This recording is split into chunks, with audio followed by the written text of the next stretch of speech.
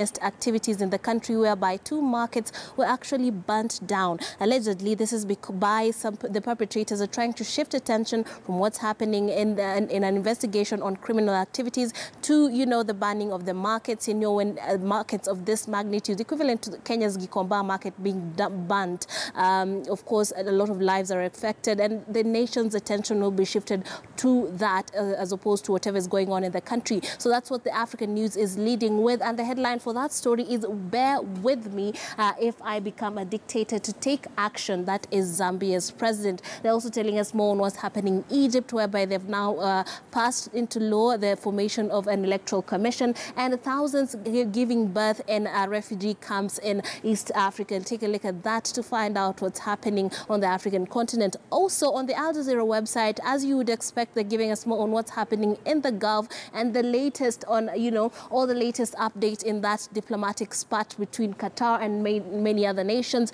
And then we are having down here a very interesting feature from the Philippines, whereby we're taking a look at the dilemma of people who sell marijuana for medical purposes. So we know that the country's president has had a war on drugs, whereby 8,000 people have actually lost their lives because of selling or consuming said drugs. So when this person is being forced to sell these drugs to people who need them for medical purposes, it becomes a bit tricky to handle that kind of a lifestyle. Then there is a CNN website telling us more on what's happening in the United States as well as North Korea. So the headline for that top story right there is "New Escalation of Threat to the U.S." So yesterday, like we said, there was a missile test. North Korea has been warned by various countries not to conduct missile tests, but they did yet again. And this particular one is said to have the magnitude of being able to be launched from one continent to the other. So Rex Tillerson, the Secretary of State of the United States, has come out to condemn this, similar to Japan and, South Korea that did condemn this act.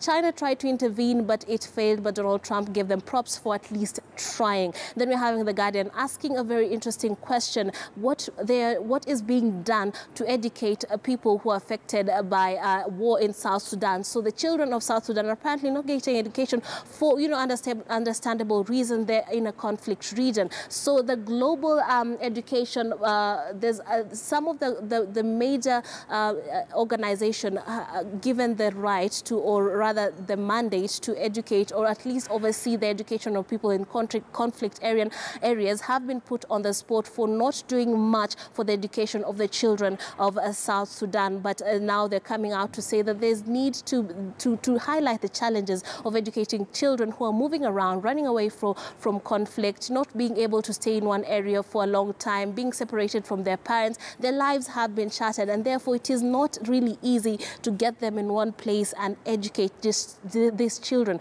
We know that conflict takes years and years, but of course they have given this mandate, and now they have to find a way to educate the children of South Sudan and other conflict areas. Back to you, Akisa. Trix, thank you for that. Trix Ngado, always here in the morning, telling us what we missed, but is given prominence on the international papers. So on our Twitter question at this hour, we ask you, should African governments or countries scrap term limits for elected leaders?